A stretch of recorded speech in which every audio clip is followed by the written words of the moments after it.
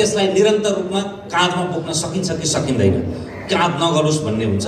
त्यसैले यस्ता शब्दका, बाणीका, अलङ्कार र विभूषणहरू 1 दशकभन्दा लामो समयदेखि सुन्न थालेको, यो कर्म गर्न थालेको त 2.5 दशक भयो।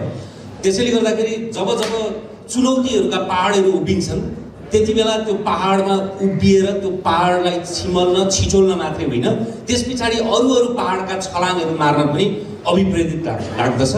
तर जब उचाइमा हुन्छ, त्यो चाहे आफ्नो पेसाको होस् अथवा आफूले गरेको कर्मको होस्, त्यति बेलाको त्यो चुनौती चाहिँ आफ्नो प्रतिस्पर्धा आफैसँग हुन्छ। त्यो मिथिला दिदीले पनि महसुस गर्नुभएको होला, अमनजीले पनि महसुस गर्नुभएको होला, नरेशजीले पनि, अथवा हामी सबैले। हामीले यदि हाम्रो कर्मको प्रतिस्पर्धा, हाम्रो पछिल्लो कर्मलाई मान्यौँ भने हामीले कहिले पनि पछाडि फर्किनु पर्दैन। तर हामीले हाम्रो प्रतिशोध र प्रतिस्पर्धा अरू समकालीन, अरू मित्र र अनुजहरूसँग गर्न थाल्यौँ भने सम्झिनुपर्छ कि त्यो यात्रा अब ओह्रालो यात्रा प्रारम्भ भयो। त्यसैले मैले चाहिँ मेरो आफ्नो कर्मलाई, अघिल्लो कर्म मेरो अन्तिम कर्म हो र त्यही नै मेरो प्रतिस्पर्धाको मानक हो भन्ने ठान्छु र त्यही पथमा अगाडि बढ्छु। जहाँसम्म 2.5 दशकको पत्रकारितामा कठकरा भन्ने एउटा पानी झलो छ, यो मेरा लागि पनि अर्को एउटा शैशवकालीन सिकाइ जस्तो हो।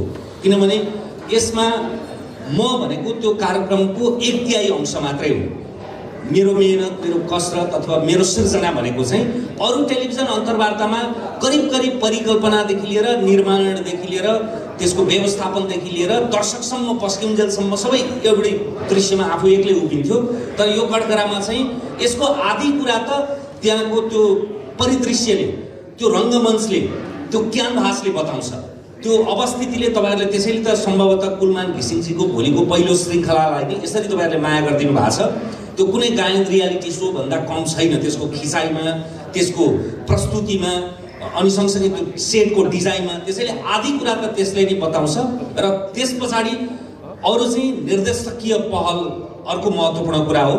अनि त्यसबाहेक हामी टोलीमा देखिँदाखेरि हामी 3 जना अथवा जीवनजी देखिए पनि हामी क्रू मेम्बर मात्रै 55 जना रहेछौँ।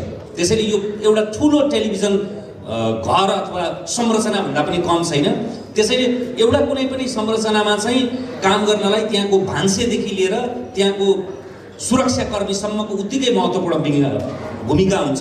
श्रृङ्गारको साजसज्जादेखि लिएर प्राविधिकको चुस्तता हुँदै सबैले, कोही दृश्यमा आएर, कोही नेपथ्यमा आएर सबैले भूमिका निर्वाह गरिरहेको हुन्छ।